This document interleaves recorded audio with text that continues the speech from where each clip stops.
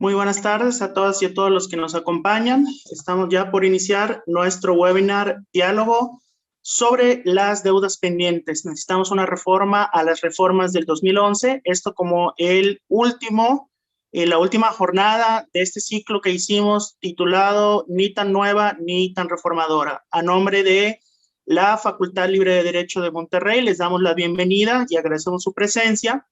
Pues a este evento que está pensado para conmemorar de alguna manera, pero también para criticar, analizar y discutir estos 10 años de la reforma constitucional en materia de amparo y derechos humanos que se dio en junio del 2011. Como saben, a lo largo de su trayectoria, la Facultad Libre de Derecho de Monterrey ha buscado siempre pues ser un espacio en el que se puedan discutir temas a nivel local y nacional en temas de constitucional, derechos humanos, derecho internacional y en general de derecho. Agradecemos mucho la presencia de nuestras dos personas invitadas, a las cuales les agradecemos pues muchísimo el poner el mantel rojo con su presencia para el cierre de este ciclo de webinars. Damos la bienvenida al doctor Javier Martín Reyes, que él es investigador del Centro de Investigación y Docencia Económicas, además de que pues es comentarista, analista jurídico en distintos medios y que seguramente le habrán ya leído en alguna publicación o bien vía Twitter. Muchísimas gracias por su presencia, doctor. No, pero háblame de tú, Calicho. Javier, así, nada más. No, y gracias por la invitación, de veras es un gusto estar aquí platicando contigo y con Daniela. Muchas gracias, doctor Javier. Bueno, o Javier. Javier. También agradecemos mucho la presencia por segunda ocasión pues no en este ciclo de webinar, pero sí en otro espacio que hemos abierto aquí en meses pasados en el Centro de Derechos Humanos, a la maestra Daniela Malpica, que ella es de la Organización Justicia Transicional México, es una de las voces pues más especializadas y más influyentes en México en materia de justicia transicional, además de que pues tiene una trayectoria como defensora de derechos humanos. Muchísimas gracias, Daniela, por estar aquí con nosotras y nosotros. Creo que estás silenciada. Justo hablábamos de los errores. Típico. No, muchas gracias a ti. Y igual háblame de tú, hablémonos de tú. Un gusto poder estar aquí hablando de esto a 10 años, ¿no? Creo que va a ser una plática bien interesante.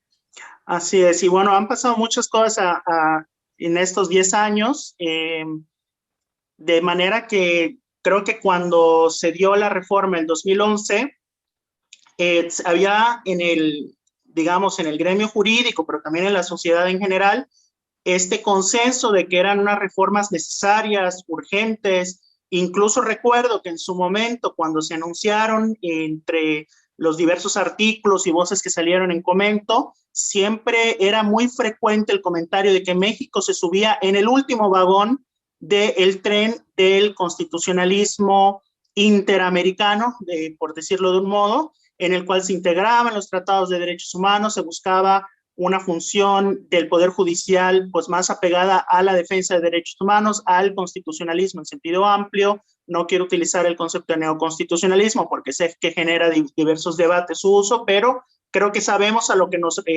referimos. Y también había muchas dudas de qué es lo que iba a ocurrir. Efectivamente, creo que nadie pensaba que con esta reforma constitucional significaba que el hecho de que existiese ya un amparo especializado en materia de desaparición forzada iba a garantizar que de la noche a la mañana esta horrible práctica histórica en Latinoamérica y particularmente en nuestro país iba a ser erradicada. Tan es así que tan solo unos 3 años posterior a la reforma ocurre uno de los casos más paradigmáticos en materia de desaparición forzada de los últimos años, que es la desaparición de los 43 estudiantes de Ayotzinapa. Tampoco nadie pensaba que con la inclusión de los derechos humanos de la noche a la mañana, digamos, de los derechos humanos reconocidos en tratados internacionales en la Constitución, a nivel constitucional, de la noche a la mañana, derechos como la vivienda, como la salud, iban a ser garantizados de la noche a la mañana sin ningún tipo de problemáticas. Es decir, éramos conscientes, al menos la generación, y hablo allá por mí, que nos formamos en las facultades de derechos mientras se daba esta reforma. Sabíamos que también iban a venir muchos problemas, muchos retos. Sin embargo, también estaba una incertidumbre que creo que poco nos dábamos cuenta de cuáles eran los escenarios reales en los cuales íbamos a tener que aplicar y poner a prueba esta reforma. Ya decía yo el caso de los 43, que obviamente era impensado en junio del 2011, pero también incluso retos como la actual pandemia, que lejos de ser un lugar común en este tipo de análisis, realmente pone en prueba de fuego la capacidad del Estado de Derecho, la capacidad de nuestro sistema constitucional, no de garantizar que no vayan a haber violaciones a derechos humanos, no que no vayan a haber situaciones contextuales como es esta pandemia por el COVID-19 que pongan en serias trabas la administración del sistema de salud y la garantía del derecho a la salud, sino la capacidad de nuestras instituciones de entender los retos a los que se enfrentan y poder reaccionar frente a ellos. Insisto, no se trata de pensar del Estado omnipresente, omnipotente, capaz de prevenir todos los males pasados, presentes y futuros, sino la capacidad del Estado de tener esta institucionalidad que responda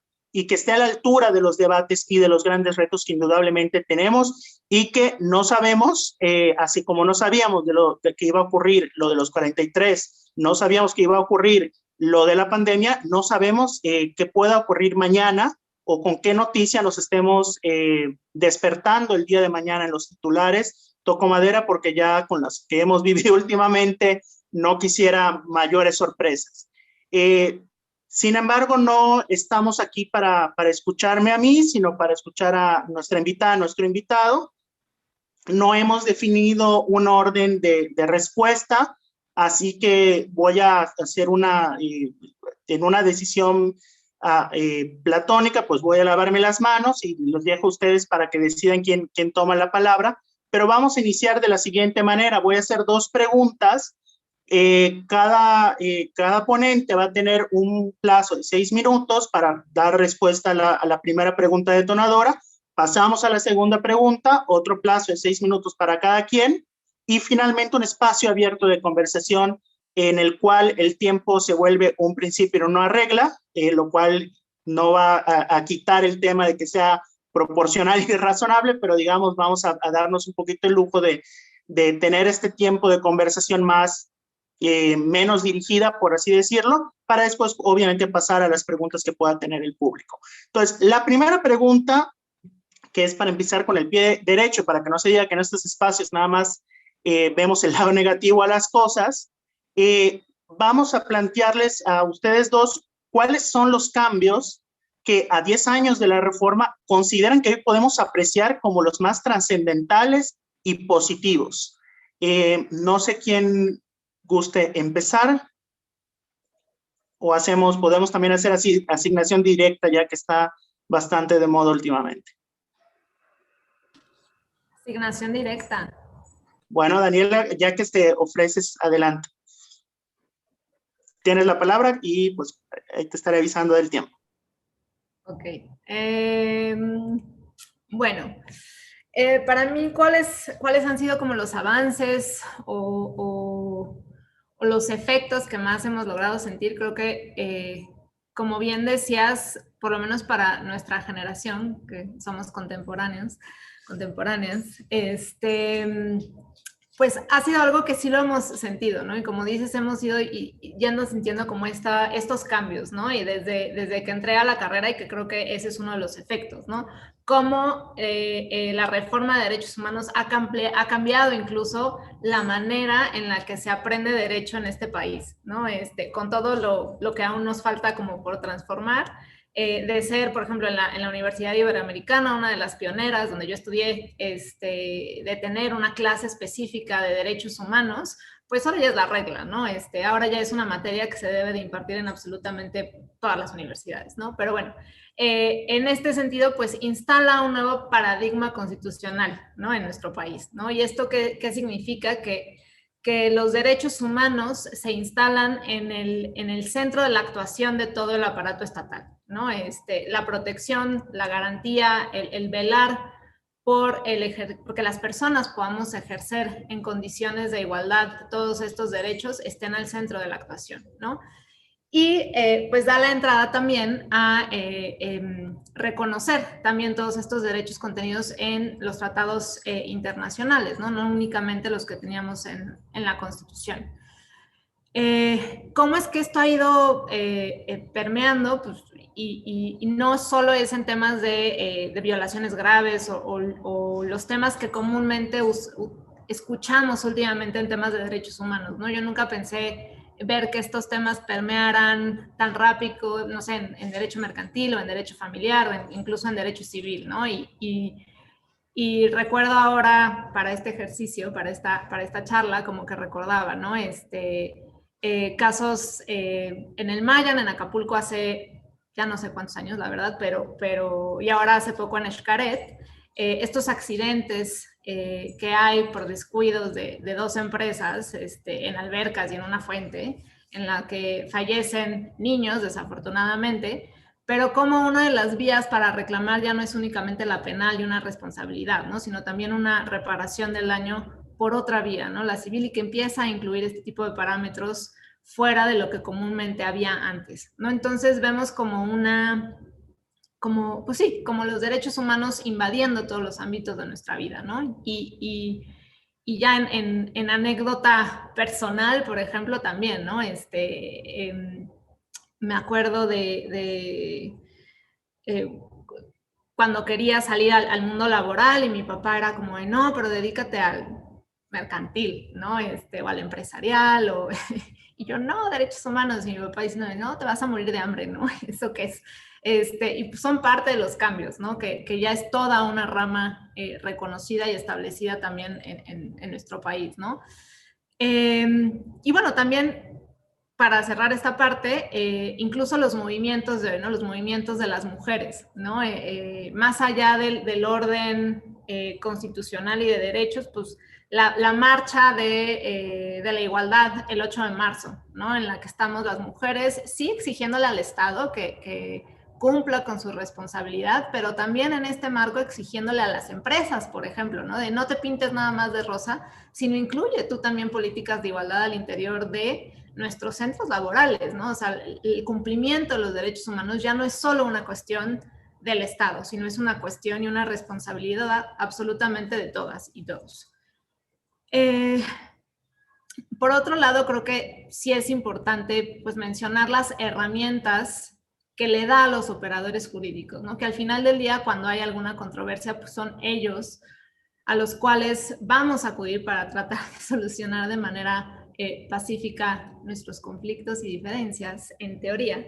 Y pues el primero, este principio de proporcionalidad, ¿no? El tratar de utilizar de manera proporcional las sanciones, de poder evaluar de manera proporcional incluso la valoración de los mismos derechos, ¿no? Cuando hay una confrontación entre un derecho y otro, ¿no? Un bien jurídico o dos bienes jurídicos que se deben tutelar, ¿no? Creo que empieza a haber toda una dinámica y un nuevo paradigma a partir de la reforma. El otro, pues, por supuesto, la interpretación conforme, ¿no? Que es, bueno, ya vamos a interpretar conforme a derechos humanos, conforme a la Constitución, conforme a los tratados, pero pues, ¿eso qué significa, no? Y esto le abre las puertas también al sistema judicial, pues, para poder empezar a decir, bueno, vamos a entender por...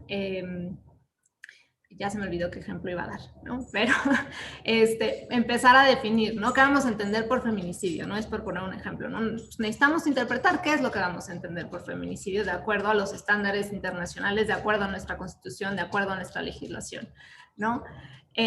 Por supuesto que el principio pro persona, ¿no? El poder interpretar siempre a favor de la protección más amplia de las personas, creo que también fue algo fundamental, ¿no? Y que sí ha sido una herramienta que por lo menos desde los defensores de derechos humanos pues hemos tratado de utilizar, ¿no? Y que incluso creo que las autoridades, por lo menos en el ámbito administrativo, se han visto a veces asustados en usarla, ¿no? Pero pues ahí está. La siguiente, el bloque de constitucionalidad, ¿no? Esta figura que incorpora, ¿no? No solamente la Constitución, sino que nos pone en un conjunto junto con los tratados internacionales, ¿no?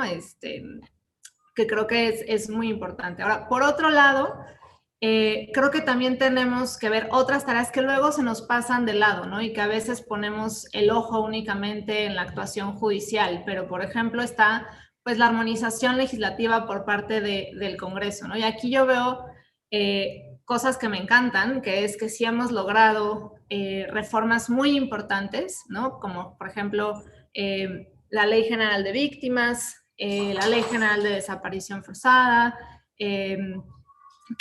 Si te metes a ver, pues son muchísimos los temas que se han logrado legislar al amparo y posterior a la reforma de 2011 en que los derechos humanos toman esta relevancia. Pero por el otro lado también creo que ha sido un arma de doble filo, ¿no?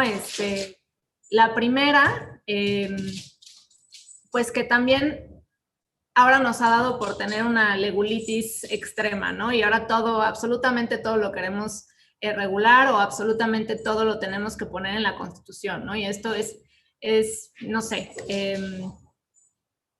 también por poner un ejemplo boblo, a veces cuando estoy participando en foros se me van mis ideas más brillantes, pero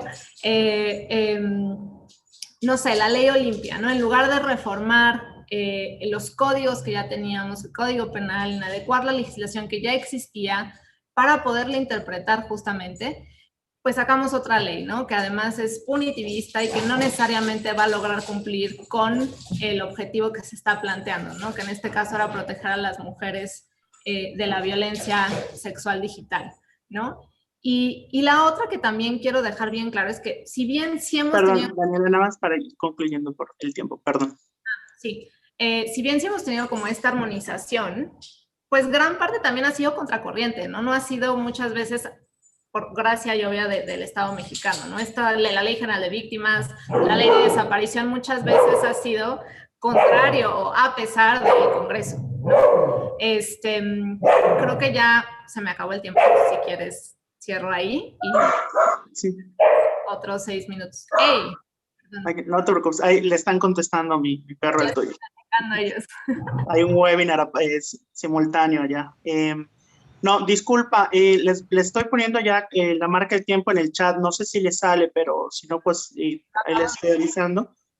Y pues bueno, muchísimas gracias, Daniela, sobre todo porque sí me dio el flashback de nostalgia de el ser hijas de la reforma del 2011 y también todo este recuerdo de estar estudiando materias como amparo constitucional y que luego les daba el infarto a los profesores y profesoras de que salía la reforma, 2 años después que salía la nueva ley de amparo y que también a mí me tocó justo cursando la materia de amparo y el pobre profesor viendo cómo, pues tratando de masticar lo nuevo para después tratar de enseñarlo, ¿no? Entonces, no, pues muchísimas gracias. Y bueno, Javier, la misma pregunta y pues aquí te estoy comentando con el tiempo.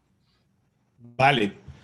A ver, yo lo primero que haría es celebrar que se convoque este tipo de reflexiones y además que se convoque con títulos y con preguntas tan provocadoras, ¿no?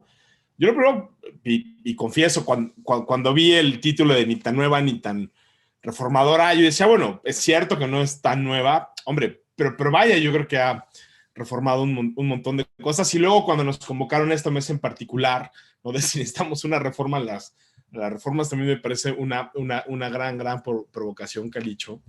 No, pero a ver, déjame ponerme también en el lado de lo positivo, ¿no?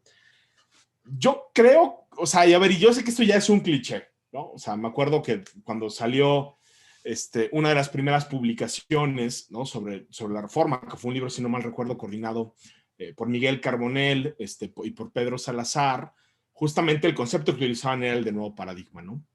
Y recuerdo que en ese momento había una resistencia enorme ¿no? A lo que muchos identificaban como pedantería académica, de que cómo sabíamos decir o cómo saben decir algunos académicos que esto realmente estaba transformando la manera en que entendemos el derecho, los derechos fundamentales, los derechos humanos y cómo operamos con la Constitución.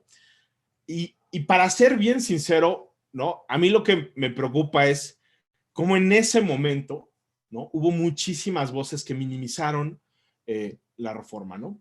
O porque decían que no era necesaria. Y ahí recuerdo textos, incluso creo que de gente muy lista, muy respetable, que nos decía, no, hombre, esto es completamente innecesario. Todos los principios de interpretación y todas las figuras y conceptos que utilizamos se pueden derivar, ¿no? Si aplicamos los instrumentos que nos da la doctrina y las resoluciones de los tratados, perdón, de los órganos internacionales, y no hay nada de nuevo aquí, ¿no? Y no cambia nada. Y lo cierto es que incluso si nos ponemos en el formalismo más puro y más duro y nos ponemos así la cachucha de positivistas, pues la verdad es que si volteamos a la Constitución, lo que vamos a ver es que sí hay cambios fundamentales, ¿no? Tú ya lo decías, Calicho, a ver, no es cierto que un cambio normativo se traduzca en cambios en la red. Hombre, eso ya lo sabemos y lo tenemos que saber, y qué bueno que lo recuerdas desde el primer semestre, ¿no? O sea, ese fetichismo que tenemos por los cambios constitucionales a estas alturas del partido, ya tendremos que tener clarísimo que tenemos una Constitución súper extensa, súper reformada, y que esas reformas no se traducen en cambios, porque sabemos que pues, una cosa es lo normativo, ¿no? Y la vigencia de las normas, otra cosa es su efectividad.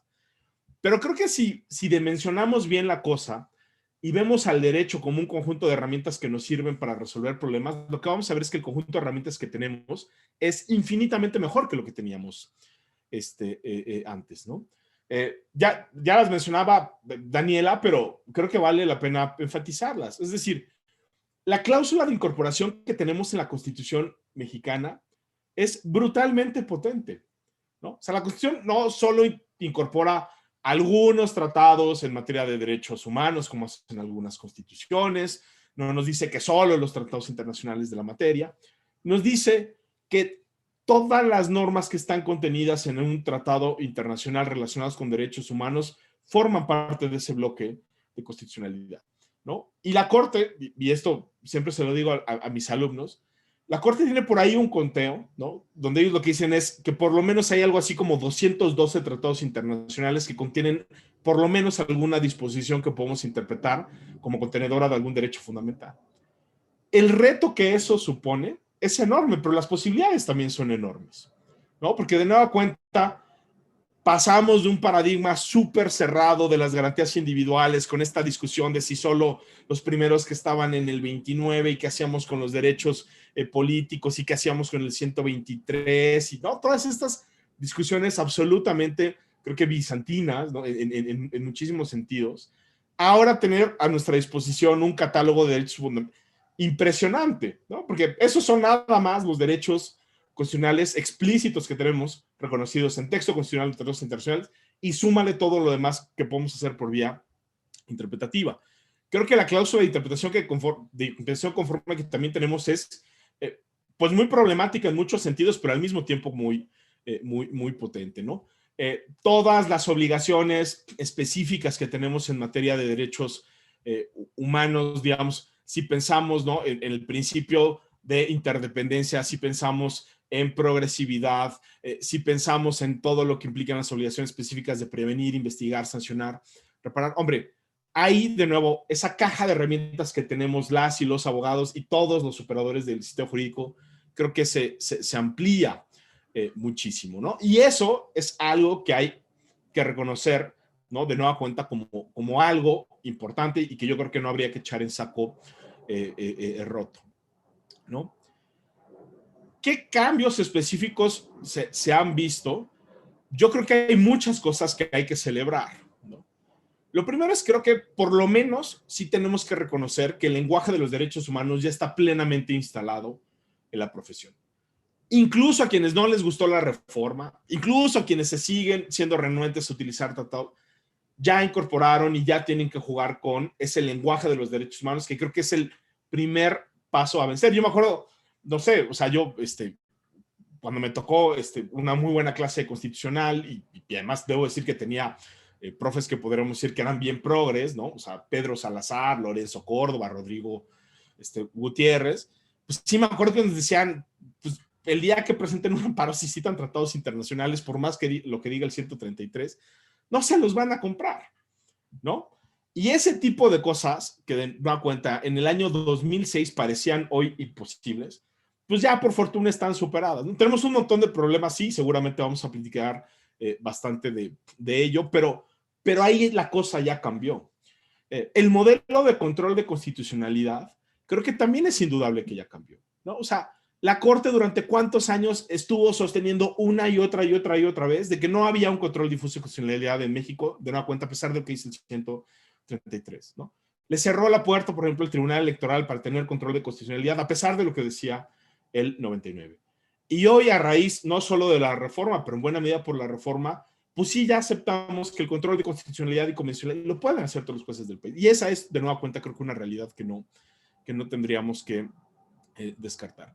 Y la última cosa, porque sé que ya estoy llegando al límite del tiempo, es sí creo que la manera, y quizá aquí cometo el pecado de concentrarme demasiado en el Poder Judicial, pero sí creo que si volteamos a ver lo que tenemos hoy en las sentencias que se dictan en México, es algo radicalmente distinto a lo que teníamos antes. No quiero decir que todas las sentencias son buenas, que no tengan problemas, que no tengamos muchos pendientes, pero también lo citaba Daniela, ¿no? O sea, la suspensión que dictó el juez Gómez Fierro, ¿no? Relacionada, ¿no? con este padrón de usuarios que pide datos biométricos, lo que termina siendo en el fondo, pues, una ponderación. Aplica un test de proporcionalidad para ver si otorga o no otorga la suspensión.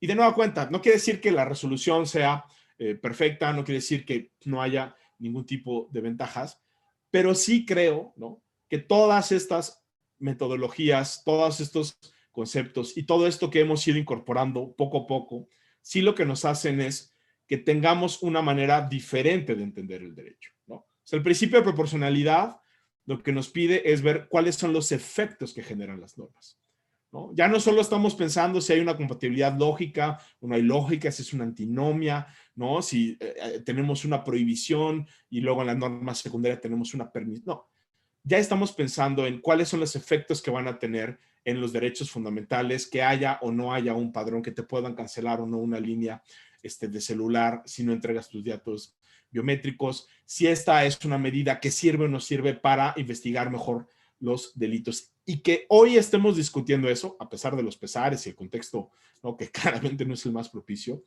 sí creo que es algo que le debemos en buena medida a que tenemos ahí reconocido. Entonces yo sí diría, y con esto ya termino que he dicho, creo que lo del cambio de paradigma, por más que se criticó, hoy sí es una... Nos faltan un montón de cosas, pero sí creo que por lo menos esos primeros grandes cambios que necesitábamos, que era incorporarlo en el lenguaje, hacernos cargo de ello y empezar a jugar con esas reglas, con esos conceptos, con esas metodologías, es algo que indudablemente ya cambió, por fortuna, y esperemos ahí sí que no tengamos un retroceso, pero ya lo dejo hasta ahí porque ya se me acabó el tiempo.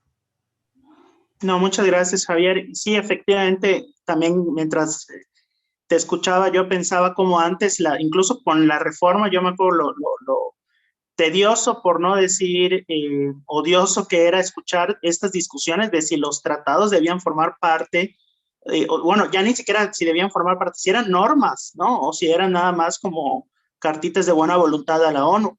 Y que ahorita ya estemos en estas discusiones que tú dices, por ejemplo, la posibilidad de alcances generales en una suspensión de amparo, ¿no? O en mecanismos de cumplimiento de sentencias de amparo. O es decir, ya estamos en otro nivel que ahorita, en 10 años, sí se ha logrado este avance de que no estoy diciendo que no hayan voces que todavía lo sostengan. De hecho, creo que parte del debate público siempre permite que se pueda retomar una discusión, pero digamos que ahorita sería poco razonable que alguien cuestione que los tratados internacionales tengan determinado papel en el régimen interno, o que los jueces y juezas sean también defensores de la Constitución sin formar parte de la Suprema Corte. Es decir, todas estas cosas que ya están bastante digeridas, masticadas, no por ellas asumidas a la perfección e e implementadas como quisiéramos, pero al menos ya discursivamente sí hubo una victoria, ¿no?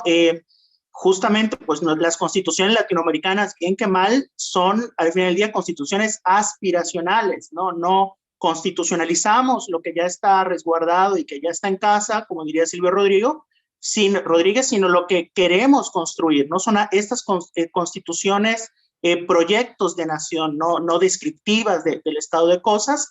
Y en ese sentido sí nos puso un discurso distinto, ¿no? Nos puso en un lugar común de, bueno, a esto aspiramos, ¿no? Y cambia la relación entre la ciudadanía y las autoridades, ¿no? La posibilidad de exigir. De hecho, cierro esta idea con el ejemplo que puse al principio, que es el caso de Ayotzinapa, que a mí me parece muy paradigmático porque es verdad, con o sin reforma muy probablemente iba a ocurrir el caso bueno, es un contrafáctico pensarlo, pero podemos asumir que con o sin reforma, el caso de Ayotzinapa iba a ocurrir. ¿Qué es lo que sí cambió la reforma? También pensando en contrafáctico, y sé que esto no es muy preciso de mi parte, pero yo pensaría, si no hubiese la reforma, ¿estaríamos hablando de una desaparición forzada? ¿O se estaría hablando de un secuestro de estudiantes o de algún otro tipo de dinámica? Y el solo posicionar los tratados, solo posicionar este lenguaje de derechos humanos, también posiciona expectativas frente a las autoridades, ¿no? Entonces yo creo que lo poco mucho que se ha podido avanzar con el caso de Ayotzinapa, por ejemplo, es por la reforma, porque nos pone en otra relación totalmente distinta con el Estado, con las expectativas que tenemos como sociedad, con la vara con la que se mide tanto a nivel nacional como internacional las actuaciones de las autoridades, etcétera, etcétera. Y bueno, cerrando esto, pasamos a la pregunta que es realmente pues ya la pulpa de este evento, que es ¿cuáles consideran que a 10 años de la reforma son los cambios que urgen hacerse, ampliarse o bien reformularse? Allá agregaría, si es que alguno, obviamente, a lo mejor tampoco quisiera hacer la pregunta insidiosa, pero si es verdad que estos 10 años, precisamente como también se han acumulado pues críticas, comentarios, deseos de que la hora sea ya, habría que preguntarse si realmente se quedó corta la reforma constitucional y de amparo, si hay cosas que replantear, cosas que a lo mejor en 2011 pensábamos que eran las ideales y que ahora vemos que no tanto, que quizá la solución no iba por allá. No sé si les parece, retomamos el orden, pasándole la palabra a Daniela, y pues bueno, ahí les comento del tiempo en el chat. Adelante, Daniela, muchas gracias. Gracias. Pues sí, creo que esta segunda intervención me gustaría retomarla en donde tú lo dejas, ¿no? Y cómo precisamente creo que el cambio o los cambios que podríamos esperar y que se han visto, pues son cambios también transgeneracionales, ¿no? Estas resistencias, pues creo que era normal, y lo que nos estamos encontrando hoy a 10 años es el hallarnos en esta incertidumbre que antes existía y en el ir construyendo poco a poco, ¿no? Y que ahorita es buen momento justamente para tratar de evaluar qué sucede, ¿no? Y por ejemplo, en el caso, coincido contigo, en el caso de Ayotzinapa, por ejemplo, no solo hubiéramos hablado de desaparición forzada, ¿no? Sino que un tribunal ordena la creación de una comisión de la verdad, ¿no? No olvidemos que esa comisión extraordinaria que hay hoy en día fue porque lo ordenó un tribunal, ¿no? No fue realmente porque el Ejecutivo, ni a Peña ni a Andrés Manuel ahora, se les ocurrió, ¿no? Fue una determinación en la cual se siguen modelos de estándares internacionales para la investigación cuando no hay voluntad política por parte del Estado, ¿no? Y que creo que ahí también hay otra de las grandes retos, ¿no? Ya tenemos en papel ya tenemos este avión, ¿no? En materia de derechos humanos, justamente por esto de hemos sobreregulado absolutamente todo y tenemos casi que una ley hasta para ir a la papelería en la que se nos respeten los derechos humanos, ¿no? Y ya se me fue el hilo. Pero ¿cómo logramos hacer estos derechos ejercibles, no? O sea, no es posible que teniendo este sistema normativo tengamos tal ausencia de una percepción de la ciudadanía de los derechos humanos, ¿no? Creo que otro punto y otra cuestión que falta, no estoy segura si eso cabría dentro de una reforma o no, probablemente sí en el ámbito administrativo, ¿no? En el ámbito de las facultades del Ejecutivo, que ahorita abordaré, pero es también este lenguaje, ¿no? Que bien decíamos, y que creo que empieza a permear y empieza a crear discusiones que igual y en el gremio jurídico tuvimos hace 10 años, pero para el resto de la ciudadanía no, ¿no? Entonces, igual y nosotros ya debatimos hace 10 años o hace 5 qué entendíamos por discriminación. Y hoy en día que se está abriendo por contextos sociales, ¿no? Tienes el movimiento en Estados Unidos de Black Lives Matter y tienes ejemplos acá. Y hoy tienes los whitexicans ofendiéndose porque los están discriminando por decirles whitexicans, ¿no? Entonces, creo que ahí hay otro reto y que esa es parte de la tarea, por ejemplo, del Ejecutivo Federal, ¿no? En esta promoción, a través de las instituciones designadas para ello, de crear este lenguaje común hacia la ciudadanía, ¿no? Y en este sentido, creo que una de las cosas que faltan es precisamente el poderle dar estos dientecitos o obligar al administrativo a poder ejecutar estas normas, ¿no? Y aquí voy a retomar pues mi experiencia trabajando en la Administración Pública Federal, ¿no? En la Secretaría de Gobernación, en la cual tenías el tratado, tenías la ley y tenías los programas, pero no decía exactamente lo que querías hacer. Y entonces era un problema poder siquiera, no sé, hacer una consultoría para poder tener la información y modificar una política pública, ¿no? Era un miedo absoluto a poder realizar esta interpretación pro persona desde las instituciones administrativas, ¿no? Entonces creo que ahí hay uno de los grandes retos, no solo, pues sí, que debieran venir o derivar hoy en día a través de la reforma, ¿no? Otro es la capacitación, ¿no? Que creo que va de la mano, ¿no? Y en gran parte creo que por eso pues no se atreven a poderlo extender. Y creo que otro tema para mí fundamental sería el abordar cómo podemos protegernos en materia de derechos humanos ante los ataques o los embistes que estamos viendo hoy, ¿no? En tema, por ejemplo, las acciones de inconstitucionalidad, ¿no? Que estamos viendo desafortunadamente reformas regresivas a cuestiones que han sido parte de lucha de movimientos sociales, de movimientos de víctimas, y tenemos ejemplos bien recientes, ¿no? La primera, el ampliar el mandato de la presidencia del ministro 2 años en un transitorio, y otro muy claro también es la regresión a la reforma de la fiscalía, ¿no? En la cual, por ejemplo, por lucha de las víctimas ya se había logrado la coordinación de acciones entre Comisión Nacional de Búsqueda y la Fiscalía, y hoy en día pues, se va a estar echando todo para atrás, ¿no? ¿Y qué hacemos? Y me refiero a quiénes podríamos accionar este tipo de acciones. Porque hemos visto el día de hoy, ¿qué hacemos ante una administración completamente tomada, ¿no? Tenemos un Congreso que tiene una mayoría, tenemos una Comisión Nacional de los Derechos Humanos que está también tomada y que no está cumpliendo su función. ¿Cómo podemos también dotarnos de este otro tipo de herramientas, ¿no? Cuando las instituciones que están encargadas de proteger y de velar nos están fallando, ¿no? Y creo que eso es algo que debería abordar si es que hubiese una nueva reforma hoy en día, analizándolo a lo que ha pasado en estos últimos 10 años, ¿no? Y por último, y creo que esto va a ser algo controversial, pero yo a veces me lo pregunto, es ¿qué nos significa hoy en día a nosotras y a nosotros la Constitución? ¿No? Precisamente porque tenemos toda esta normativa, ¿no? Toda esta ley suprema que nos da todos estos derechos, pero en la práctica, pues somos bien poquitos los que podemos ejercer en cierta medida todos esos derechos, ¿no? Y que además es manoseada y manoseada y manoseada, ¿no? Y abordándolo un poco igual desde la teoría o el área donde yo pues busco como establecerme o trabajar, que es la justicia transicional, pues se plantea, ya vi que ya me pasé, perdón, nada más cierro la idea. cuando se está saliendo de una crisis de violaciones masivas de derechos humanos como lo vemos hoy, y no me refiero únicamente a las más graves como las desapariciones, las ejecuciones, las torturas, sino por ejemplo el Tren Maya, ¿no? Que está violando sistemáticamente los derechos de distinta manera de un gran sector de la población.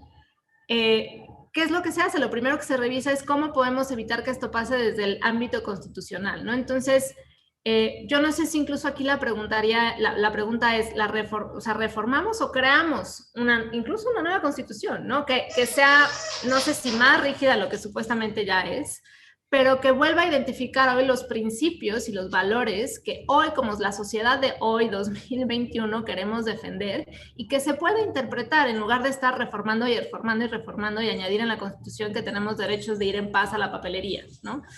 Y pues bueno, creo que yo cierro con esa parte. Muchas gracias, Daniela. Y sí, estoy también como totalmente de acuerdo con este sentir, ¿no? Porque al final del día las constituciones creo que sí tienen también ese calado y el lugar que debieran tener en un Estado de Derecho siempre y cuando signifiquen algo para la sociedad, ¿no? Yo pensaría que nuestra constitución todavía significa, ¿no? En cuestión de narrativa, en cuestión de identidad como país, más allá de que las identidades nacionales puedan ser criticadas o deban ser criticadas, creo que tiene ese calado, pero creo que al mismo tiempo ha sido más la fuerza y el arraigo que tenemos a la narrativa detrás de la Constitución que al papel que debe tener una Constitución dentro del país. Es decir, creo que tiene mucha fuerza la narrativa pues, social, revolucionaria de nuestra Constitución del 17, pero quizá no nos está faltando ese arraigo a la idea de tener una Constitución, ¿no? De lo que debe significar una Constitución como un proyecto pues no inamovible, no indebatible, pero sí a largo plazo, ¿no? Y que eso a lo mejor explicaría, pensaría yo, que sobreconstitucionalizamos todo, que reformamos la Constitución más rápido de lo que cambiamos los manteles de la mesa y que incluso pues pensamos que hasta un memorándum o un artículo transitorio, y no me extrañaría que la próxima semana un post-it puedan modificar o tener un valor superior a la Constitución, ¿no? Bueno, paso con la misma pregunta, pero para Javier. Ya, a ver, yo creo que aquí la cosa es que pues hay un montón de dimensiones como bien relevantes que ya han tocado los dos, ¿no? A ver, yo diría, a ver, tres cosas como para complementar, ¿no? La primera es, yo creo de verdad que por lo menos en las disposiciones relacionadas con derechos fundamentales, no es necesario hacer otra reforma, ¿no? O sea, creo que de nueva cuenta hay la cantidad de herramientas, ¿no? Que tenemos para operar y para hacer cosas interesantes es impresionante, ¿no? El gran problema es que no es fácil operar con ese tipo de herramientas, ¿no? O sea, a la Corte le ha tocado, digo, y todos tenemos ahí presente la discusión del 293 y que si las restricciones, ¿no? Y que cuando hay restricción entonces prevalece la Constitución, ¿no? Y esa es una muestra de cómo nos cambiaron tantito el paradigma y ahora ya no sabemos qué hacer cuando tenemos disposiciones de dos fuentes o de muchísimas más fuentes, porque pues cada tratado internacional tiene una lógica y tiene una sistematicidad distinta para operar con eso, ¿no? Pero sí creo que ahí lo que nos hemos dado cuenta es cómo nos cuesta con las herramientas tradicionales empezar a operar ahí. Y creo que ese es solo uno de los ejemplos de lo mucho que nos está contando. O sea, el ProPersona lo utilizamos y lo citamos una y otra vez, pero la verdad es que si uno se pone a ver cómo lo están aplicando los tribunales, qué están haciendo, ¿no? Los operadores jurídicos, pues nos vamos a dar cuenta que hay de chile dulce y de manteca, ¿no? Y que por más que vamos a decir, bueno, claro, tiene la vertiente interpretativa y la vertiente, ¿no? De selección normativa, pues la verdad es que en términos interpretativos es súper difícil decir cómo puedes separar la una de la otra, cuáles son los pasos que tienes que seguir. Interpretamos aislado el tratado y luego interpretamos aislado la Constitución, tratamos de hacer una interpretación más armónica o sistemática. Y de nuevo, ahí estamos ¿no? Con un problema donde las herramientas tradicionales no nos están dando como para lograrlo, ¿no? Yo recuerdo muy bien una conferencia de Cosío donde él lo que decía es, aquí el gran problema es que tendemos que aprender a hacer cosas distintas con ese derecho positivo, Cosío como walkelseriano, ¿no? Como un formalista en ese sentido decía, y eso es un reto. Creo que el gran pendiente, en términos, déjame ponerlo así, nada más, si nos clavamos igual y mucho en los tribunales, es que sí hay que dotar de un contenido específico a esos distintos principios y esas obligaciones, y tenemos que empezar a explicar a los operadores jurídicos cómo operar. ¿Qué hacemos con o sea, progresividad? Creo que sí hay un montón de tesis y sentencias, pero por interdependencia, ¿no? Pues es un principio que se utiliza súper poco. Y de nueva cuenta, si vemos lo que ha hecho Corte Interamericana y otros tribunales internacionales y nacionales con interdependencia, pues esa también es una manera de crear nuevos ámbitos, ¿no? De protección, de reforzar el peso que tienen y de alguna manera, o sea, creo que lo que nos permite es brindar, si utilizamos bien las herramientas, una mejor protección. Entonces ahí, yo lo que diría es, tenemos una chamba, digo, igual y me clavo demasiado con educación jurídica más, porque, pues bueno, por donde estoy, por la chamba que me tocó ya hacer en el CIDE, es algo que estamos discutiendo como todo el tiempo, ¿no? Pero en las clases de constitucional, en las clases de derechos humanos, en las clases de argumentación jurídica que damos, de verdad es un reto tratar de que los alumnos desde hoy se den cuenta que la cosa ya es bastante más complicada que llegar y tratar de encontrar la disposición aplicable, subsumirla y decir esta es la conclusión. Hombre, eso no quiere decir que ya el silogismo se murió y no, pero todo lo que tenemos que hacer antes para construir, ¿no? Las premisas normativas, la regla aplicable, ¿no? El tipo de hechos que podemos utilizar, ya no son los hechos del caso, ya tenemos que pensar, ¿no? En cuáles son los efectos que generan las normas, tenemos que trabajar con presiones sociales, ¿no? Pues es difícil. ¿Qué hacemos con precedentes? Exactamente lo mismo, ¿no? Ahorita con la reforma constitucional, hombre, qué bueno que ya cambió el sistema de precedentes. La bronca es después cómo lo vamos a aterrizar, ¿no? Entonces yo diría, ahí hay un primer gran pendiente que es volvernos mejores operadores del derecho con eso que ya está expresamente. Y ahí sí, o sea, creo que podemos ser súper autocríticos y decir que no necesariamente hemos hecho bien la chamba, ni en la academia, ni en la educación jurídica, ni en la judicatura, ni con los otros operadores del derecho. Y entonces ahí tenemos un tema súper pendiente, ¿no?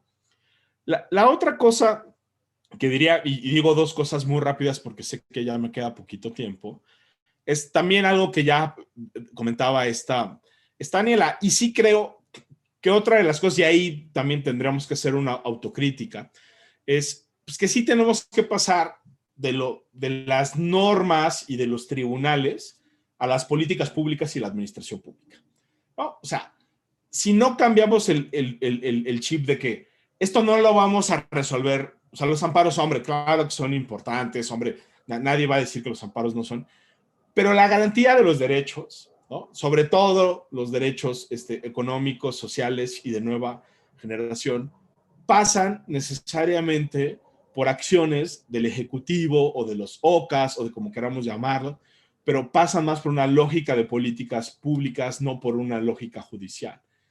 Y ahí también hemos hecho mal la chamba, ¿no? Enseñamos muy poco, o sea, hoy todavía puede haber abogadas y abogados que se gradúen de buenas universidades en México, sin que jamás hayan visto absolutamente nada de políticas públicas, ni cómo se diseña, ni cómo se evalúa, ¿no? Ni cómo se ajusta una política pública, ni mucho menos cuál es la relación con los derechos fundamentales. Y ahí sí, creo que el foco lo tendríamos que cambiar de manera como muy relevante. Lo último, y esto solo lo apunto, es que creo, y ya lo mencionaban ustedes dos también, con lo de pues, estos memorándums que quieren desconocer reformas constitucionales, con esta idea de si nos quedamos con la nueva constitución o no. Pero sí creo que hoy hay otro reto que es netamente político y es hoy tenemos, ¿no? una nueva clase gobernante, ¿no? Una nueva élite que llegó al poder, que sí este chip no lo trae puesto, ¿no? O sea, y eso sí creo que hay que decirlo abiertamente, creo que las razones como son múltiples, pero cuando el presidente nos dice, ¿no? Que cuando hay que optar entre su particular visión de la justicia y el derecho hay que optar por la justicia y de que no hay norma constitucional que le pueda quitar a él su derecho a expresarse y que cuando le dictan una medida cautelar es un golpe técnico y cuando emite decretos que son incluso, ¿no?, violatorios de las propias normas constitucionales que aprobó su partido, sí nos habla de una élite que, así como ya los abogados y los estudiantes hoy ya tenemos el chip de los derechos humanos y de la supremacía constitucional y del carácter normativo de la Constitución, y eso por lo menos ya no lo discutimos, ¿no? Hoy enfrente sí tenemos, ¿no?, de nueva cuenta, a un gobierno que piensa que las cosas se tienen que hacer de manera distinta y que la frase, ¿no?, de que todo, todo por la razón y el derecho está muy bonito como eslogan, pero que sí nos ha demostrado es que cuando el derecho estorba, el derecho es prescindible, ¿no? ¿Cómo remontamos eso? Creo que es algo que va mucho más allá de lo jurídico, por eso digo que es un reto como político, pero sí nos tendremos que hacer cargo de eso. O sea, hoy, y no me acuerdo quién ponía un tuit, decir, híjole, hoy dar derecho constitucional está bien complicado. Sí, no. O sea, digamos, hoy estamos viendo muchos debates del constitucionalismo que quizá nunca nos habían hecho tanto sentido como hoy. La tensión entre democracia y de legitimidad democrática y constitución, derechos y legitimidad jurídica. Hombre, eso hace 5 años era difícil de explicar. Hoy lo estamos viendo todos los días. Pero al mismo tiempo, hoy parece que tenemos que hacer una defensa de valores y de principios, ¿no?, y de premisas que ya sobreentendíamos en el debate anterior y que hoy no están ahí. Entonces creo que, y ya termino porque sé que se me acabó el tiempo, hoy creo que la chamba que nos hace falta a todas las y los abogados y los operadores jurídicos es explicar cosas bien básicas y convencer más allá del gremio y de los espacios donde nos movemos por qué es importante el principio de legalidad, por qué es importante que la Constitución se vuelva ese parámetro normativo, ¿no? ¿Por qué son importantes los límites jurídicos al poder, ¿no? Y ahí quizá es una chamba muy didáctica y muy pedagógica, pero yo también diría, o sea, la reforma de derechos humanos no nos va a aguantar nada si no tratamos de hacer esa chamba de convencimiento, porque de nueva cuenta, enfrente están hablando un lenguaje distinto que no necesariamente pasa por esa, voy a decir otra vez paradigma para que Jorge Peniche nos invite un trago algún día, pero que no pasa por ese paradigma que creíamos que ya era un valor compartido, por lo menos en muchos espacios. Muchas gracias, Javier. Bueno, de todas maneras, ahorita viene la parte más dinámica, porque ahorita ya, como dije, la cuestión del tiempo se vuelve principio, no regla, así que ya no les voy a estar molestando. Pero es muy interesante lo que planteas, sobre todo porque justo lo que comentaba de que yo no sé qué tanto justo este tema de ningunear la Constitución, por así decirlo, es algo nuevo o es un síntoma de algo que históricamente hemos tenido. O sea, ¿qué ha significado la Constitución para las y los mexicanos en los últimos 100 años, ¿no? Quizá yo creo que estamos en dos extremos, ¿no? Quizá en 1917 era algo que tenía mucho peso, mucho significado, mucho arraigo, porque era el tema, uno se pensaría que en ese entonces era el tema al menos en el centro del país, y actualmente que vuelve a ser el tema por otras cuestiones, por estas polémicas que se han dado, pero en el ínter, ¿qué ha significado la Constitución? Y más bien, ¿qué ha significado el derecho para las y los mexicanos? Y que creo que lo que estamos experimentando hoy es el posicionamiento de una sensación que ya estaba, que era que el derecho sirve a una cúpula y que el derecho es un obstáculo para la transformación social, ¿no? No necesariamente estoy diciendo que este diagnóstico es cierto. A mí me parece que es un poquito de dulce y chile, ¿no? No es una cuestión de absoluto de si el derecho es esto, lo otro, o es únicamente esto, pero me parece que socialmente ha sido visto de esa manera. Entonces, ¿qué tanto esto es un síntoma de algo previo que no supimos identificar y atender, ¿no? Y que supera el gremio jurídico. Y también yo creo que justo lo que señalas y junto con lo que señaló Daniela, allá voy a ser sincera, da mucho miedo. O sea, da mucho miedo porque cuando pensamos, bueno, que reformas a las reformas, ¿no? Como sería más sencillo o daría más paz que el tema fuese, no, pues tal artículo de la ley de amparo debiera cambiarse o que el interés jurídico que desapareciese y sea de interés general, qué sé yo. Pero cuando vemos esto nos pone fuera de la zona de confort de las y los abogados, porque es un escenario en el cual somos responsables, tenemos que actuar, tenemos que responder, pero al mismo tiempo no es fácil, no es aquí está la reforma, aquí está, sino algo más complejo que pasa por la educación jurídica. Yo coincido totalmente con lo que mencionabas, es preocupante no solo cómo no se les enseña de política pública a las nuevas generaciones, sino también cómo las generaciones que podamos hacer esta crítica venimos también con déficits, ¿no? En cuanto a la perspectiva de lo que es ser abogada, ser abogado, incluso hasta cosas como hay gente que se gradúa de las facultades de Derecho sin haber leído una sentencia jamás, ¿no? Que entiendo, no es solo el Poder Judicial y estoy totalmente de acuerdo que hay que verlo desde otro tipo de ámbitos, pero incluso desde el más que pareciera choteado como es el Poder Judicial, hay esos déficits, ¿no? Entonces, bueno, ahora sí ya barra libre y no pongo orden, sino que reaccionen y pues comentamos acá más en tertulia o podcast, como quieran llamarle.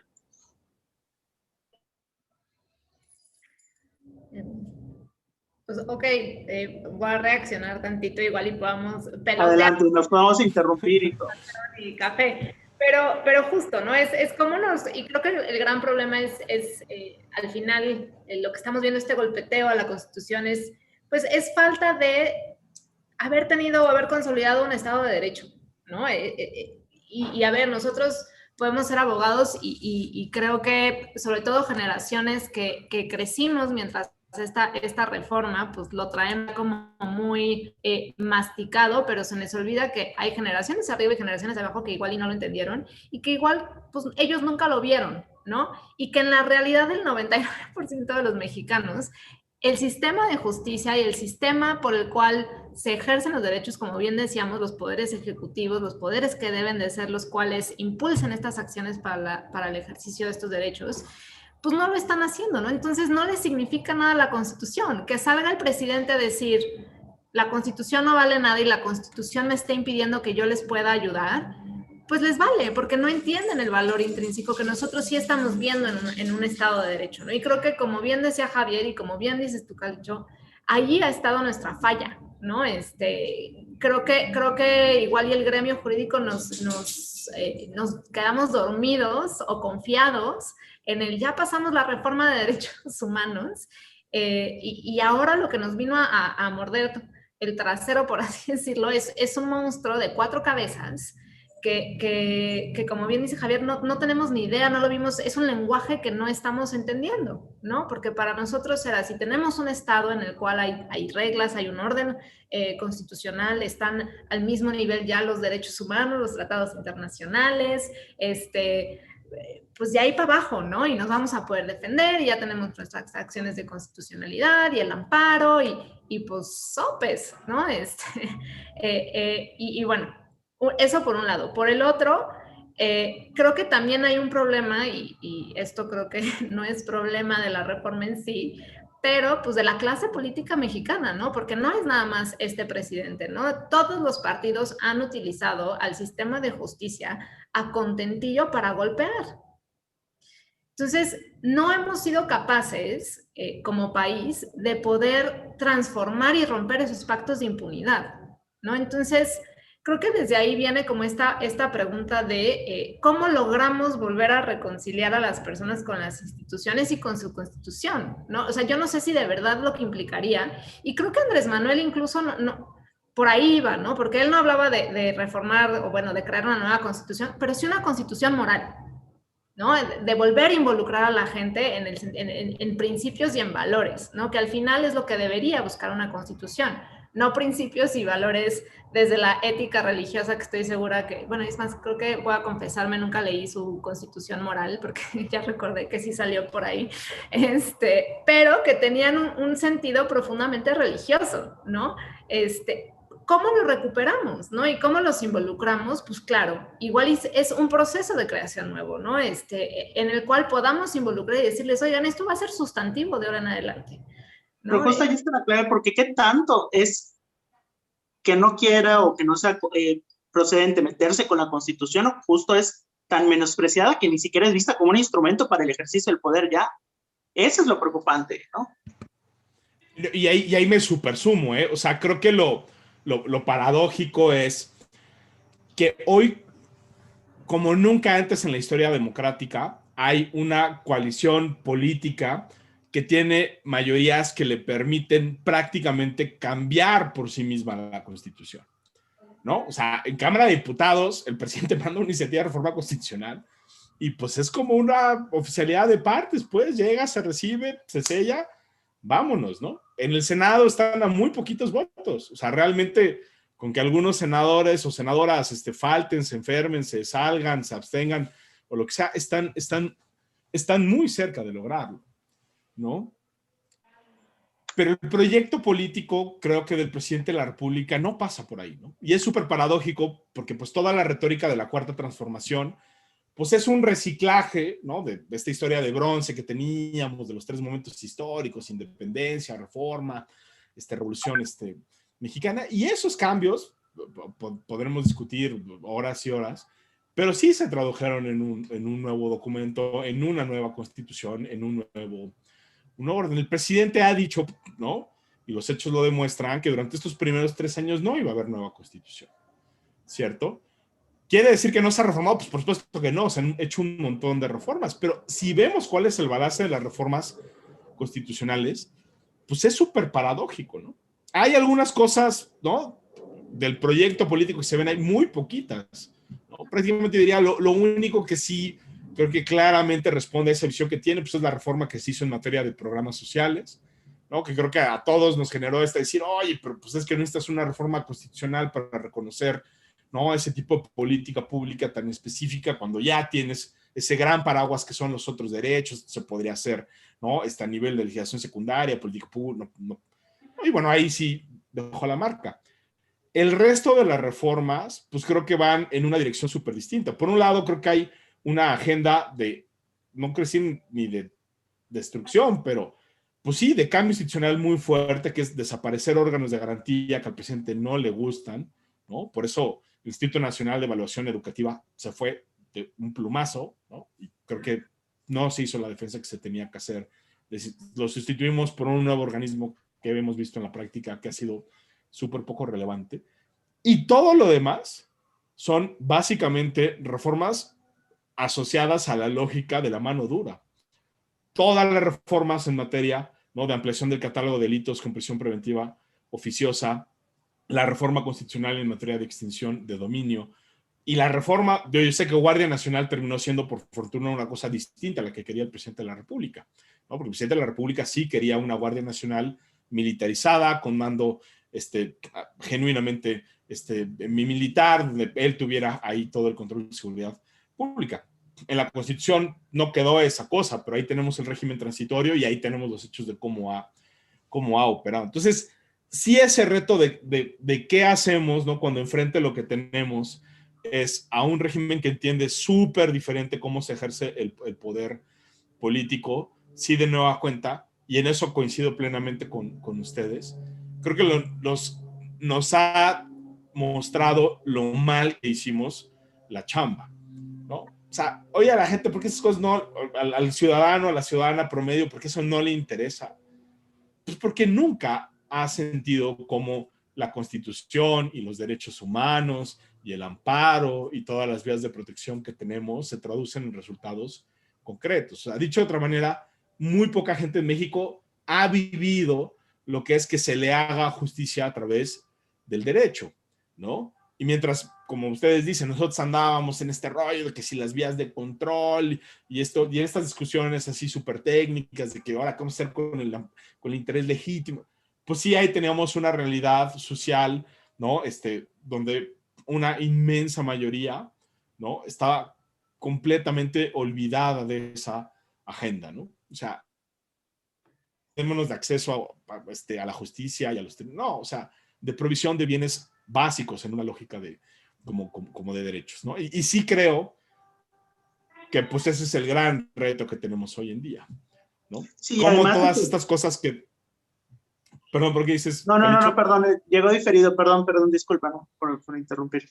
No, y ya termino, ¿no? Pero entonces, ¿cómo lo hacemos para convencer que todo esto que decimos que es súper relevante y que el bloque de constitucionalidad y que los tratados y que la conforme y que el pro persona y que las obligaciones, ¿no? Realmente sirve para cambiar realidades sociales que pues siempre son ese recordatorio de que pues qué bonito que tengamos ahí esa constitución con fuerza normativa cuando tenemos una realidad social, ¿no? Que de nueva cuenta está completamente alejada de... Y eso, pues digo, a pesar de los pesares, pues sí creo que es algo bueno, ¿no? Porque sí nos damos cuenta que sí, y me incluyo, que pues nos movíamos en espacios súper de élite, mega, incluso en espacios, ¿no? Donde los derechos humanos tienen un papel súper desconectados de esa realidad. Si la vamos a lograr o no la vamos a lograr, pues creo que es una pregunta abierta, ¿no? Claro, y creo que ahí está otro de los retos, ¿no? El no solo educación de la Constitución como tal, porque si te acuerdas, o por lo menos yo me acuerdo de mis clases, creo que la Constitución la conocí en la clase de civismo en primaria. Qué cosa más de flojera, ¿no? Y ahí viene como también la progresividad, ya hablando de la reforma y de los derechos, por ejemplo, la educación, ¿no? El poder acceder a conocer nuestros derechos de una manera que sea accesible y pedagógica al nivel en el que estamos, pero que entendamos que la Constitución contiene nuestros derechos, ¿no? ¿Y qué son nuestros derechos? ¿Y cómo pueden ser ejercibles, ¿no? Cada uno a su nivel, ¿no? Y creo que esa es parte del reto, como bien dices, que nosotros nos dormimos y es parte justo de las cosas que debe de hacer el Ejecutivo, ¿no? Y que pues obviamos o velamos o por ejemplo, Calicho, sé que tú llevabas por ahí un amparo para meter, por ejemplo, la guerra sucia, ¿no? Todos estos episodios de memoria que no queremos meter, ¿no? ¿Cómo metemos, cómo hacemos ese cambio social? Cómo despertamos esa llama y ese interés en la sociedad en general, ¿no? Porque la verdad es que esto no debería ser una cuestión que esté nada más en este tipo de foros, en escuelas de derecho o escuelas de constitucionalidad o en los jueces, ¿no? Es algo que debemos de ver cómo podemos despertar en otros ámbitos.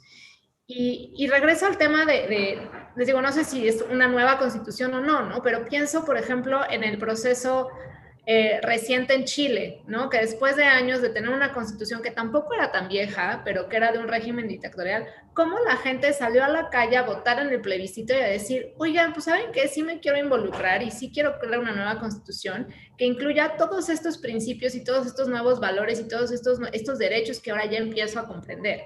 No estoy afirmando que esa sea la vía, si es algo que obviamente me cuestiono, porque contextos de transición, pero justamente, ¿no? ¿Cómo provocamos esa transición en nuestra sociedad, ¿no? Y cómo nos salimos de esta cajita como de resonancia. Sí, pero allá también creo que justo si, bueno, pensando un poquito, con algunas excepciones de los procesos latinoamericanos recientes, de procesos constitucionalistas constituyentes, perdón, latinoamericanos, justo parten del entender la Constitución como una solución a lo que está pasando en Chile, ¿no? Aunque incluso se caiga en el error de confundirla con la panacea, pero pensar, bueno, es que la Constitución es de Pinochet, cambiémosla y hagamos una que reconozca los derechos sociales, ¿no? De hecho, a mí una de las cosas que me encanta del proceso chileno es justamente que toca uno de los temas que me gusta trabajar, que es el de vivienda, que es una de las exigencias que están allá, de cómo es posible que en Chile no esté el derecho a la vivienda a nivel constitucional. Lo mismo un poquito el constituyente del 91 en Colombia, ¿no? Que incluso surge como un movimiento estudiantil, que decían que queremos otra constitución y que luego se disparó más allá del estudiantado y pasó a ciertos espacios, ciertos actores. Y acá estamos con una, insisto, como esta situación que a mí me parece como muy complicada, es como el mole, hay de todos los sabores y todos los ingredientes con nuestra Constitución, porque por un lado es, bueno, no estamos en un proceso álgido social como para identificarnos con una nueva Constitución, porque todavía nos identificamos socialmente, no hablo de nuestras individualidades, sino como sociedad con la narrativa constitucional detrás de la Constitución del 17, más allá de todas las reformas que se han hecho, pero esa narrativa está. Al mismo tiempo, reconocemos que hay muchas cosas que no están funcionando, ¿no? Y esas las identifica desde una persona que se dedica al derecho constitucional hacia una persona que ni siquiera estudió derecho, y al mismo tiempo cosas que tenemos miedo de perder si se abre eso, ¿no? Y que creo que también esto es síntoma de el tener este sistema de reforma rígido que no es rígido, ¿no? O sea, que tan rígido puede ser a lo que se reforma prácticamente cada mes, que hay veces que les hace, o sea, puedo apostar que a ustedes les pasará que de repente entras a ver la Constitución, digo, no serán los cambios más trascendentales, pero que de repente ves un artículo y, caray, se reformó hace poquito, yo ni me enteré que esto se modificó, ¿no? Entonces, salvo artículos como este de que el estado de Nayarit ocupará el territorio que actualmente ocupa Tepic, bueno, pues son pocos los que nos han reformado, pero al mismo tiempo está esa narrativa. Entonces, no sé, como que me parece un momento, el peor de los momentos para decir hay que conservar la Constitución y el peor de los momentos para decir vamos a cambiarla, pero no sé qué les parezca a ustedes. Bueno, sí, o sea, es como cómo involucramos, y te juro que ahorita te digo, pero claro, ¿no? A mí me daría terror el entrar en un proceso, o sea, y sé que caigo en contradicciones, ¿no? Pero me daría terror con este presidente entrar en una reforma o en la creación de una nueva constitución, ¿no? Pánico, la verdad.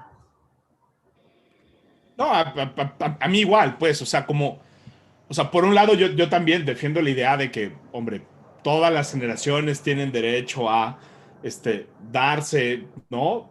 Sus normas, sus reglas, o sea, yo creo que es curioso, ¿no? Pero pues yo tengo la impresión de que durante muchos años en este debate de democracia y constitucionalismo, como que uno, o por lo menos yo, lo que me pasaba es que es esta parte de tomarnos en serio lo democrático y es importante. De repente tenemos unas lecturas como muy rígidas del otro lado, ¿no? De ver a los derechos humanos como cosas ahí estáticas que no se pueden ni cambiar, ni modelar, ni adaptar, ¿no? Y hoy creo que de repente uno, y es bien curioso, yo tengo una muy buena colega que es Ana Laura Magaloni y damos una clase de constitucional y sí es curioso cómo ella, que siempre había defendido y lo sigue creyendo, ¿no? De que el derecho tiene que ser creativo, tiene que ser dinámico, tiene que adaptarse a la realidad. Y es cierto, o sea, ese formalismo que vivimos durante muchísimos años, claro que nos tiene, ¿no? Donde nos tienen un montón de contextos. Pero sí es canijo hoy como de repente, pues sí, el valor de las reglas, de lo claro y demás, cuando quieren ampliar el mandato del presidente de la Corte, a pesar de que la Constitución dice cada 4 años, pues adquiere como otra dimensión. Entonces creo que sí, esa es un poco como la paradoja en la que estamos. Estamos en un momento donde uno lo que pensaría es que las demandas de la cuarta transformación tendrían que tener una traducción jurídica y no lo están teniendo, ¿no? O sea, no se está viendo y además es hasta como un poco cortoplacista, ¿no? Porque si el presidente de la República quisiera que sus reformas, sus políticas públicas perduraran a lo largo del tiempo, más allá de su mandato, ¿no? La mejor manera que tendría sería de incorporarlas a la Constitución. Y a mí tampoco me encanta la reformitis y sé que tenemos un problema enorme, ¿no? Con todo este tema. No sé cuál sea la solución. Honestamente, creo que ya hay un tema, dirían, como los politólogos de path dependence, ¿no? De como ya tienes tantas normas allá arriba, pues ya cada vez que quieres cambiar algo, pues te tienes que subir otra vez a la Constitución.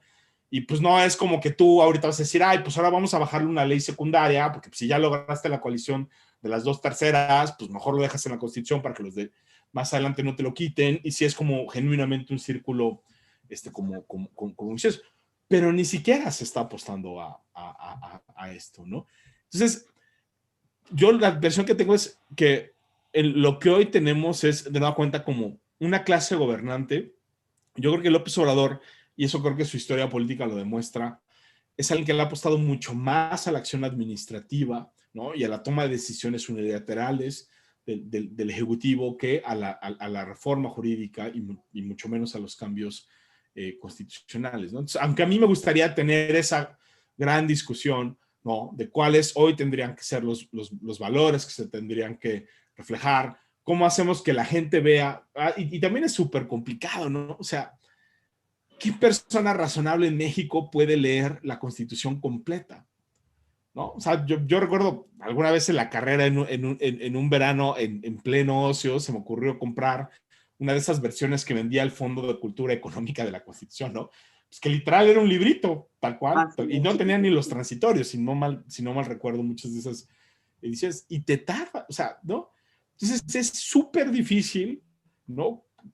Pensar cómo la gente va a sentir que esa es una constitución propia, que refleja una identidad, cuando tienes un texto enorme, súper detallado, con partes que son completamente ilegibles para la persona como común y corriente, pero sí mucho me temo que por el momento político que estamos viviendo, eso va a ser muy difícil de lograr. Es más, y yo me sumaría a la preocupación, creo que si después de las elecciones intermedias, ¿no?, vuelven a reafirmar esa mayoría en la Cámara de Diputados y el presidente apuesta por una nueva constitución, es altamente probable que sí vayamos a perder muchísimas cosas que son avances discutibles. O sea, a mí no me queda la menor duda de que en una nueva constitución con esta configuración política, todo lo que se ha avanzado en el ámbito normativo en materia penal se va a acabar. O sea, sabemos que ni al presidente, ni al fiscal general, ni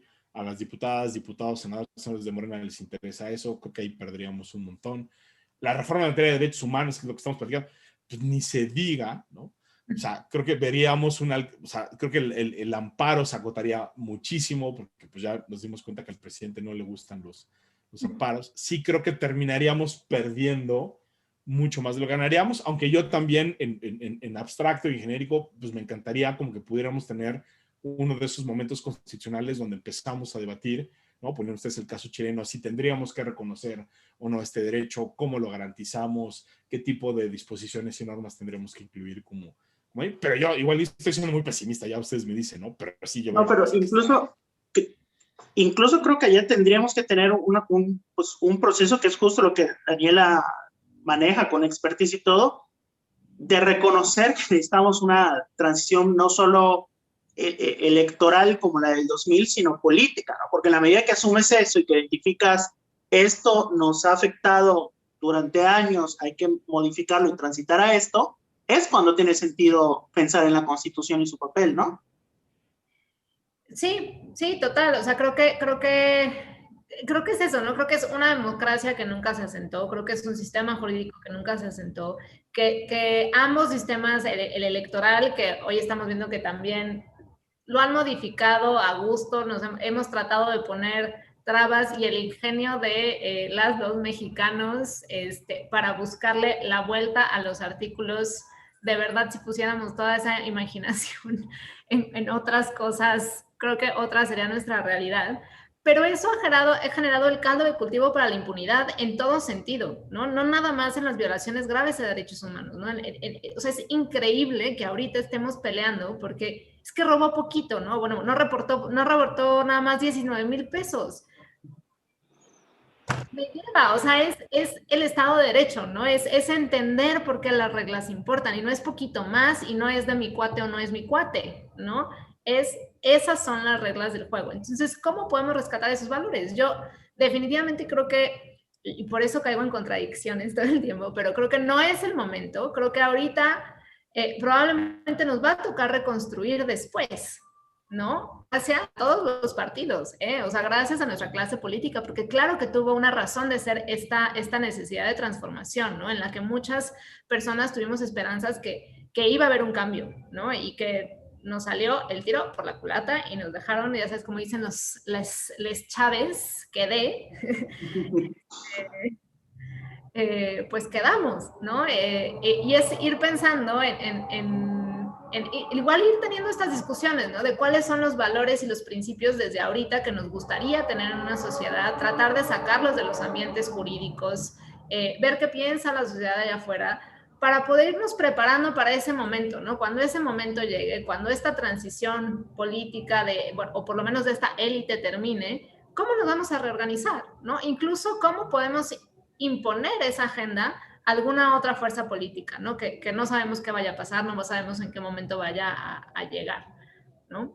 Y pues ya, no sé, son momentos extraños en la política. O sea, creo que todos andamos ahí como súper pesimistas en un montón.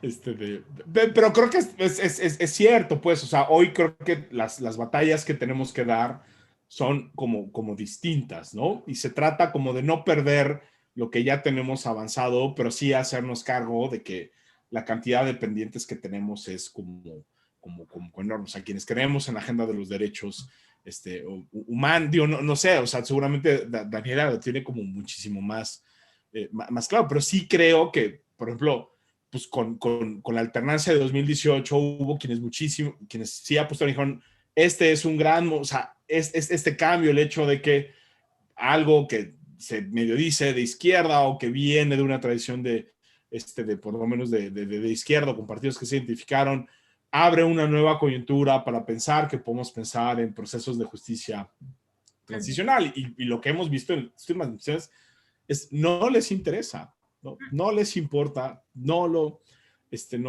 entienden. Yo siempre digo como manera de provocación y pues sí, es que por responsabilidad nuestra de quien quiera, o sea, hoy es muy difícil pensar, por ejemplo, en cuáles son los cuadros jurídicos de este nuevo gobierno, ¿no? O sea, quiénes son las grandes y los grandes abogados que defienden a la 4T, que tienen una visión, ¿no?, de qué tendríamos que tener en la Constitución, cómo se tendrían que traducir esas demandas.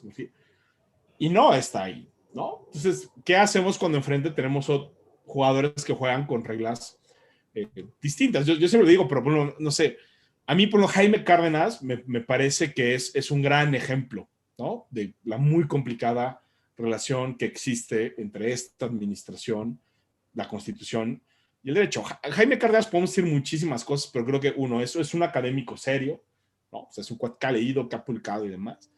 Y es un cuate con posiciones súper radicales, ¿no? O sea, cuando uno lee cómo entiende el derecho, qué tanta flexibilidad le da, qué papel le da a las elecciones democráticas de jueces y demás, es alguien completamente fuera como del mainstream, ¿no? A Ferrer yo le daría un infarto, ¿no?, con las cosas que dice Jaime Cárdenas, ¿no? Y a pesar de ser un cuate completamente convencido de la causa, ¿no?, con una concepción del derecho, ¿no?, que ayudaría precisamente a traducir jurídicamente eso, pues es un cuate que se terminó bajando del barco porque el presidente le decía que era un formalista, ¿no? Y porque y se fue, ¿no?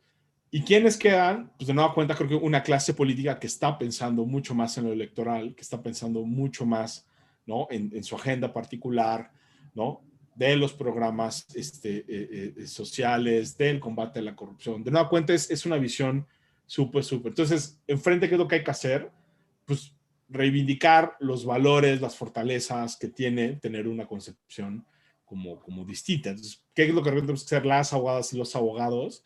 Pues bueno, tenemos que seguir hablando mucho entre nosotros, sí, porque ya decíamos que hay un montón de chamba, pero pues también es hacernos cargo de que se nos había olvidado lo otro, ¿no?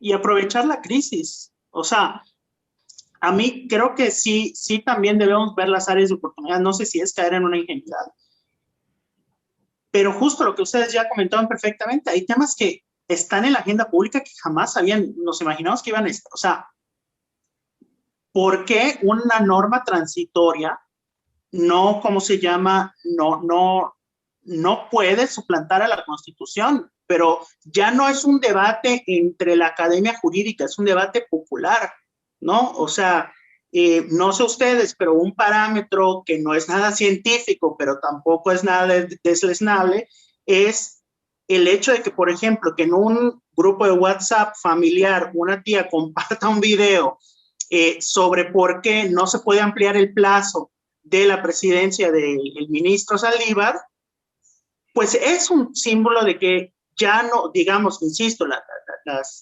experiencias personales no hacen el panorama completo, pero sí creo que ese tipo de situaciones nos refleja que ya las discusiones están superando las paredes de las facultades de derecho, que es algo que incluso habíamos soñado, buscado, y que creo que va a ser muy importante que las aprovechemos también, sobre todo por lo que viene, que tal y como mencionó Daniela, ¿no? O sea, creo que también se está dando este momento en el cual se empieza a voltear a ver esas cosas que parecían muy de élite, muy rebuscadas, como que si el amparo, que si la suspensión de amparo, incluso las notas periodísticas. Yo digo, no es nada técnico, ni he llevado un conteo, ni un control así minucioso, pero me da la impresión, no sé ustedes, de que incluso la forma de reportear el derecho se ha vuelto un poquito más específica, ¿no? Entre suspensión, conceder amparo, todavía vemos que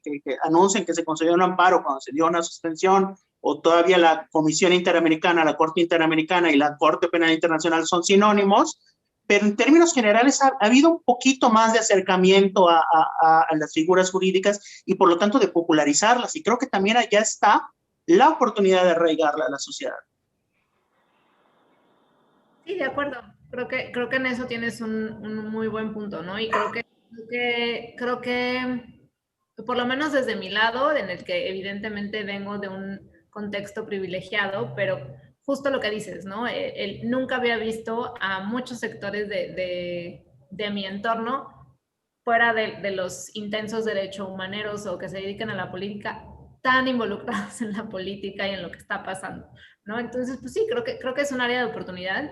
Y contestándonos, por ahí teníamos una pregunta que creo que hemos contestado de alguna manera, ¿no? La importancia de darle, pues, dientecitos a la administración, bueno, no dientecitos, sino exigir y también velar porque no sea todo la reforma en el Poder Judicial, ¿no? Que veamos por cómo es que la administración pública cumple no solo los tratados internacionales, sino también los principios de la Constitución que se traducen en cómo hacen ejercibles nuestros derechos, ¿no? Que creo que esa es una de las grandes tareas. No sé si lo vayamos a lograr con esta administración. Es más, ni siquiera por falta de voluntad, por falta de capacidad, ¿no? Porque esta política de la austeridad, pues le ha acabado de dar en la torre también a las mismas instituciones y a su capacidad de poder implementar estas políticas, ¿no? Y de responder. Pero bueno, pues sí, las áreas de oportunidad, y creo que nos da un espacio para volver a empezar a explicar qué son los derechos humanos, por qué son importantes y por qué el Estado de Derecho importa, ¿no? Esas áreas que dimos por sentadas, que ya teníamos ganadas y que igual no eran batallas que debíamos de dar, creo que es momento para volverlas a retomar y empezar pues sí, de cero, ¿no? A tratar de compartir cuál es la importancia de estos principios y estos valores tan básicos para nosotros. No, y a ver, y sí, y me sumo, a ver, y eso sí es cierto, o sea, ¿cuándo hubiéramos pensado hace 10 años que una suspensión de un juez de distrito iba a generar primeras planas o iba a generar que el presidente de la República y el subsecretario de Seguridad Pública nos pusieran en el centro del debate, que es una suspensión provisional, cómo darla y cómo ponderar, ¿no? Entonces, sí, súper de acuerdo que ahí tenemos como que un gran área. O sea, digamos, ahí hay una oportunidad, ¿no? Pero sí creo que pues, va a ser una batalla bien complicada, pero bueno, pues sí, ¿no? Pues ahí hay que tenerlo. Y sobre la pregunta, yo también me sumo a lo que se ha dicho, ¿no? Como, creo que una de las cosas que nos han pasado con la reforma es que hemos puesto el foco en las normas de derechos humanos, que por supuesto son importantes, pero también como que de repente hay unas lecturas que como que sugieren que como que el resto de la Constitución no importa tanto, ¿no? Y pues yo creo que, pues no, o sea, el parámetro sigue siendo la Constitución con esa muy amplia incorporación que tenemos y ahora el catálogo es súper grande, pero pues yo creo que cualquier interpretación o aplicación de esas normas pasa también por una interpretación armónica y por tomarnos en serio los otros principios constitucionales que están ahí reconocidos, ¿no? De nuevo, ¿cuál es la relación entre esos principios y los derechos? Vemos a los principios siempre como instrumentales de la protección de ciertos derechos fundamentales. Se trata de principios que tienen contenido autónomo y que pueden entrar en colisión con derechos. ¿Cómo resolvemos este tipo de problemas? Ahí es donde quizás si regresamos a una discusión técnica, ¿no?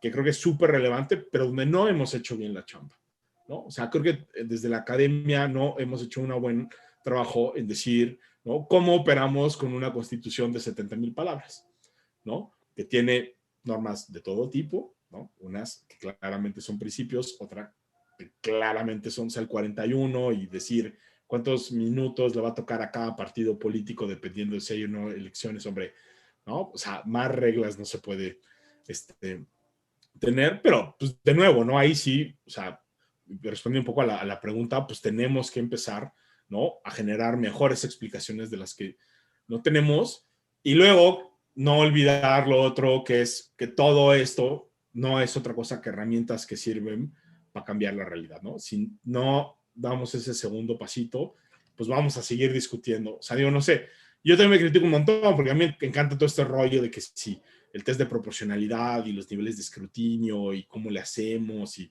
¿no? Esta parte así como súper formal, súper teórica. Y al mismo tiempo como digo, bueno, pero pues todo esto vale gorros y a la mera hora no podemos llegar y defender, ¿no? Una decisión que toma un juez si no lo podemos traducir en acciones concretas, ¿no? Entonces, por eso celebro un montón que nos hayan convocado, Calicho, este diálogo, que además con títulos tan provocadores como de si sirve o no sirve la reforma, si hay que reformarla o no, porque de nuevo creo que ese es justo el tipo de discusiones que tenemos que tener ya después de estos 10 largos años de la reforma, ¿no? Así es. No, y nuevamente gracias a ustedes. Ahorita sí ya tenemos que pues concluir por el tiempo previsto y además pues para no abusar de la confianza de ustedes. Y pues nada, no sé si quieran dar así un brevísimo mensaje de cierre, alguna idea para apuntalar, aclaración, avisos parroquiales o similares, pues el micrófono es suyo. Pues bueno, creo que acabó siendo como una catarsis colectiva, pero bueno, creo que aquí está mi gata haciendo su aparición. Ay, Dios mío. No sé si me ven y si me escuchan. Sí, no te preocupes, sigues aquí. La pantalla. Ay, Dios mío. Y bueno, creo que el mensaje es ese, ¿no? El retomemos, tratamos de salir como de estos círculos, preparémonos, ya estamos viendo lo que es, ¿no? Y es el tratar de rescatar por qué es la importancia del Estado de Derecho. Como bien dices, la interdependencia de la reforma de derechos humanos, como dices, no solo entre derechos, ¿no? Sino también como con los otros preceptos constitucionales y que también son importantes para mantener pues nuestro Estado democrático que pareciera que no, pero nos ha costado mucho llegar a donde estamos, ¿no? Y es eso, ¿no? El ir pensando en cómo después podemos, pues sí, lograr recuperar este interés o sí, este interés de la sociedad en general por la Constitución y por los derechos humanos, ¿no? Que entiendan qué son, que entiendan cómo los pueden hacer ejercibles, y que van más allá de presentar un amparo o de un juicio, ¿no? Que creo que es uno de los grandes retos. Ya, pues yo, a ver, igual, y sé que ya esto es como ganas, pero yo diría, a ver, esta coyuntura es un buen momento para que repensemos de verdad la manera como entendemos el derecho, ¿no? Creo que este es un recordatorio de que las abogadas y los abogados tenemos que empezar a hacer las cosas distintas, ¿no? Que no solo es un problema técnico de que tenemos que aprender a hacer cosas más complicadas, ¿no? Con las nuevas herramientas que tenemos, con los nuevos conceptos y con las nuevas normas que están como ahí, sino creo que sí tendríamos que hacernos cargo otra vez de que el derecho no puede cerrar los ojos ante la realidad y no puede renunciar a esa vocación transformadora, ¿no? Entonces creo que todo, y a pesar de los pesares, es un buen momento para recuperar esa idea de que el derecho es una herramienta que tenemos para hacer cosas, para transformar realidades, para proteger derechos, y eso es algo que los abogados, de nuevo, creo que históricamente lo hemos hecho súper mal, pero este es un buen momento para darnos cuenta, de nuevo, que no todo es lo normativo, que hay una realidad empírica, que necesitamos otro tipo de realidades, que tenemos que aprender incluso a comunicarnos y a trabajar mejor con otras profesionistas, ¿no? O sea, de una cuenta, ¿no? Si no trabajamos con gente que hace políticas públicas con las y los economistas, ¿no? Con los sociólogos, con los psicólogos, con los antropólogos, de nueva cuenta como que esa utilidad del derecho se va a reducir como y en consecuencia la reforma en derechos humanos pues va a quedar, ¿no? Ahí muy bonita en la Constitución, pero no se va a traducir en realidades, y eso sí es algo, de nueva cuenta, que creo que por fortuna está en nuestras manos, y creo que podemos hacer un montón de cosas en ese sentido. Así es. Al final del día el derecho el derecho es algo muy importante y precioso como para limitarlo solo al derecho, ¿no? Y además que está interconectado con la realidad. Pues muchísimas gracias a Daniela Malpica, Javier, Martín. Los pueden seguir en Twitter, @Daniela Malpica N, @JMartinReyes. Y pues bueno, pues muchísimas gracias a ambos. Sabemos que tienen agenda apretada, que tienen muchas actividades. Sabemos que también por sus labores se la pasan todo el día en una pantalla, entonces que nos hayan ofrecido este tiempo también en pantalla, pues tiene un valor agregado. Y pues esperamos que próximamente contemos con ustedes en otros eventos de la Facultad Libre de Derecho de Monterrey. Esperamos incluso que ya más pronto que tarde sea de manera presencial. Y pues bueno, recordarles que en la facultad tienen su casa. Y pues muchísimas gracias a todas y todos que nos escucharon.